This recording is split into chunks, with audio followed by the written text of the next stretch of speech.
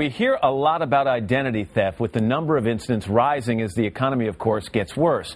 But there is one case with a bizarre twist. A California woman had her ID stolen and soon found money disappearing from her bank account. But when she reported it, she found herself behind bars, charged as a felon. NBC's Lee Cowan explains. It was on a golf course near San Francisco last year when Margaret Somerville got a phone call that made her heart sink faster than a 3-foot putt. Yay! It was from police 950 miles away in Wheat Ridge, Colorado, who told her simply, "You will be arrested." And that's when you fell apart. I absolutely fell apart. You ready? At age 66, the grandmother and a retired vice president of Wells Fargo Bank was met by police at her front door and led away to jail in handcuffs. It is the most frightening, horrible experience. Honestly, I cried probably for 24 straight hours out of fear.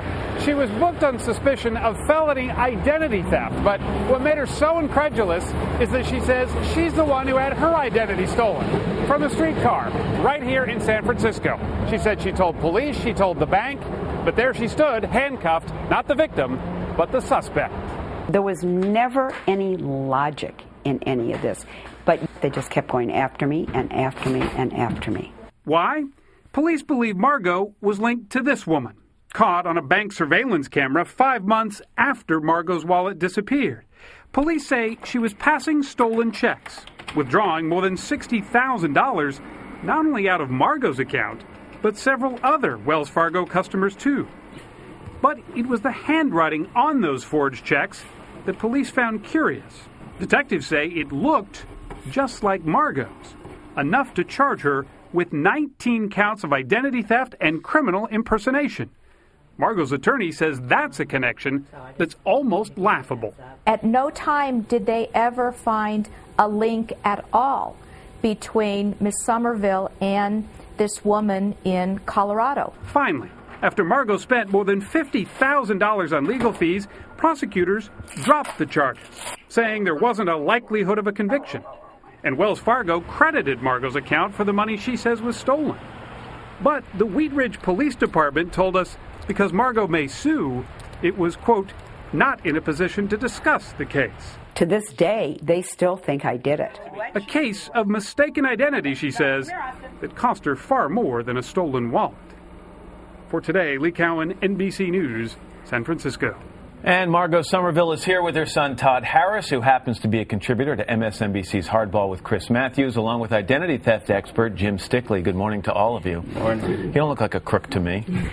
You're not one, are you? What I'm shaking my head over here, Margot, is that you did everything right. Okay, so you get your wallet stolen, you cancel your credit cards, you file a report with your bank, you file a report with the police, money gets taken out of your account, and you end up in handcuffs. What am I missing here? I did a handwriting test, and from the handwriting test alone, they decided that I had written all these forged checks. They never looked into my bank accounts. They never looked at telephone records. It took them 2 years to fingerprint a check and find out that my fingerprints weren't on the check. I can only imagine. Here's this retired vice president of a bank, and they call you and say, you are going to be arrested. When they showed up at your door, did they explain any of the evidence against you, or they just put you in handcuffs and take you away? They just put me in handcuffs and took me out in front of all my neighbors, put me in a police car, and took me to jail. And although this was, a 2-year ordeal? Is that what it was? Yes. $50,000 in legal bills? Yes. And although the charges were dropped not too long ago, you have a fear still that this may not be completely over. The charges were dropped, but I am not convinced that they think that it's over, because they still think I did it. You're sure of that? That's what the police told the San Francisco Chronicle. Basically, so they dropped the charges because they didn't think they could get a conviction, not because they're sure you're innocent. Exactly. Todd, exactly. At any point, when you're hearing this story, did you think, maybe my mom's living a double life? I had to teach her how to cut and paste on the computer. I'm pretty sure she's not the ringleader of identity theft network. What was your reaction when all this was happening? You feel so helpless, and I was scared, for what would happen to my mom, but mostly I was angry. I was angry at the police and the DA for this Keystone Cop investigation, and I was angry at Wells Fargo, who I thought turned their back on my mom. We've got statements from those people. Jefferson County District Attorney Scott Story says prosecutors determined we did not have a reasonable likelihood of a successful conviction and that dismissing the case was in the interest of justice. And from Wells Fargo, we're very pleased that information Wells Fargo provided to the authorities and to Ms. Somerville's attorney led to the charges against her being dropped. You're shaking your head. Well, that's just not accurate. No. Not the way it went. Jim, she did everything right. Okay? Absolutely everything She was right. the victim of identity theft. So how do you protect? This was obviously a major screw-up.